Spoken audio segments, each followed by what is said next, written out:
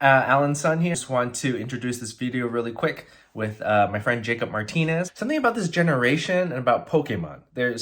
So Jacob says some great things about escapism, but also things that really identify what Pokemon has done for his generation, and I just think it's worth a listen. There's something about Gen Z and Pokemon that I find so interesting that I think Jacob touches upon, and I think that what we'll see as you watch this video is that Jacob explains something deeper that Pokemon does for Gen Z, and I think it will span towards other generations in the future as we see the growth of Pokemon continue. So thanks. Hey, how's it going? My name's Jacob, and I'm here to talk to you a little bit about something that I love, which is Pokemon cards.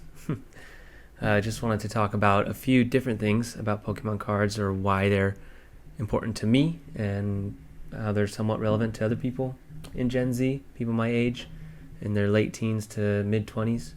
When I got into Pokemon cards and collecting them, I was probably just entering elementary school, 6, 7 years old. I didn't have an older sibling that was into it per se, but I did have like an older cousin that was into it when they first came out, because Pokemon cards started as a thing in the late 90s, which of course is when a lot of us were born, so we weren't exactly playing with them when they first came out. But by the time we were old enough, and by the time I was old enough to actually start collecting stuff, first and second grade, Pokemon was already in full swing. So collecting cards became pretty popular. It was something that, I definitely tried my best to keep a good collection going as a kid, but as a child, you don't really know what collecting is or means. You just have a lot of cards and it's fun. So sadly, I don't have a bunch of my cards that I used to have. I've worked to get some back from friends or from stuff that I did have, and I went through like phases in my life of Pokemon cards. But right now, since the pandemic and since my kind of introduction into the hobby, I definitely have started a lot larger of a collection. I think roughly, as you can see by some of my product behind me, I have a couple thousand cards at this point, probably upwards of 5,000, just from product that I've been buying or that I've been collecting for quite some time. Why I got into collecting really was something to almost feel proud of. I think a lot of people my age feel a lot of nostalgia when we think about Pokemon. We think about like the cartoons of us being kids, and what was cool back when nothing else really mattered as a child, especially at school and stuff, like trading cards, at recess and trying to get cool and interesting cards.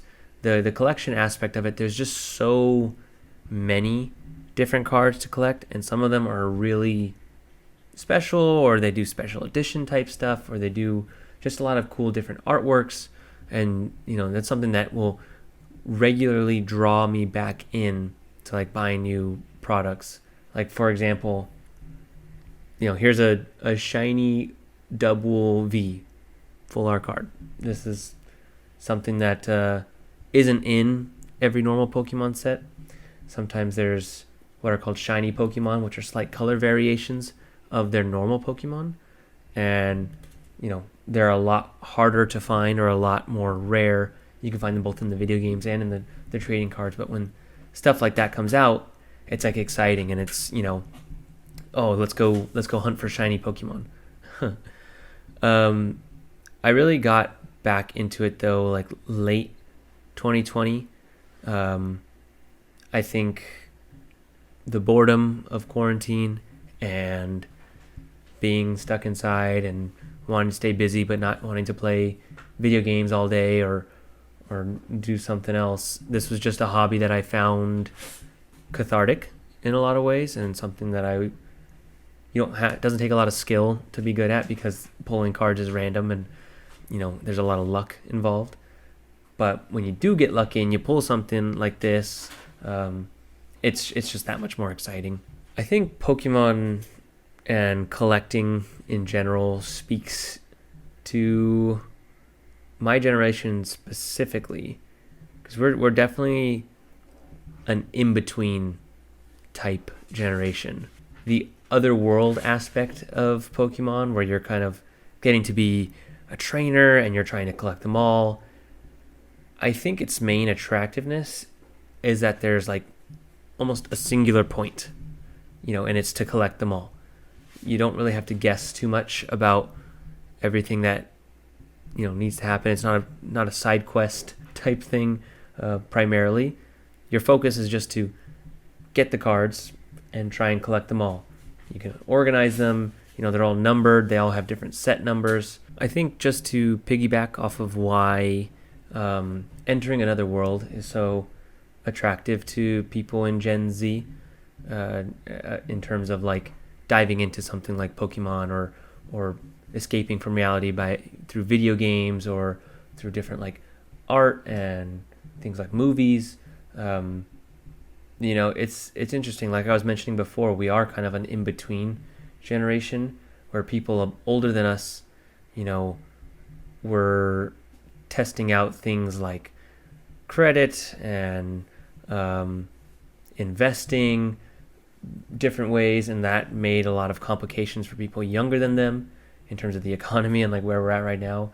And people younger than us, which is like the teenagers right now, seem so jaded by it all already that they're almost apathetic to a lot of things that happen, whereas people my age can remember like a lot of the positives about how things used to be in, let's say, mid 2000s to mid 2010s versus how it is now, maybe 2016 onwards, and how much the world has changed since then. I do think that like escapism is something that a lot of people my age are looking for, because we've been pulled in every which direction for the last 5 or 6 years, in terms of politics, in terms of religion, in terms of technology, in terms of privacy, in terms of culture.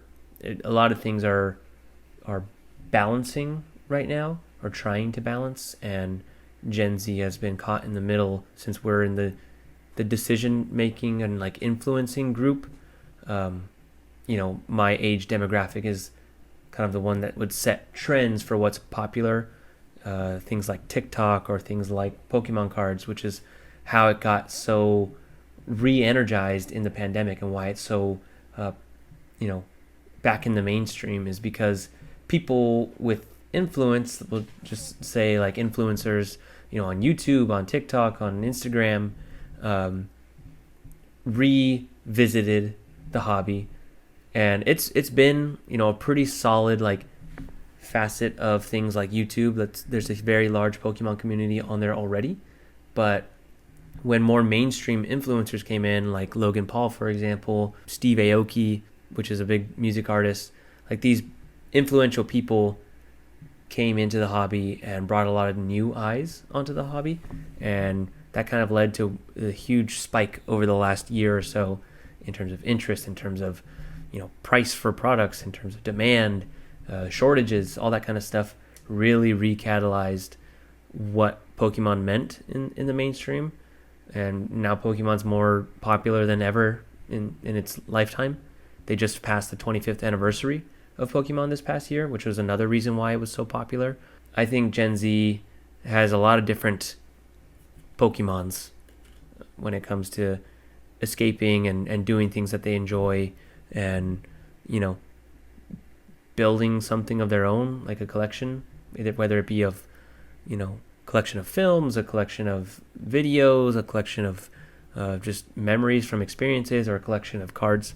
I do think Gen Z tends to find that aspect appealing when it comes to hobbies and this aspect of life. Cool. Talk to you guys later. Thanks.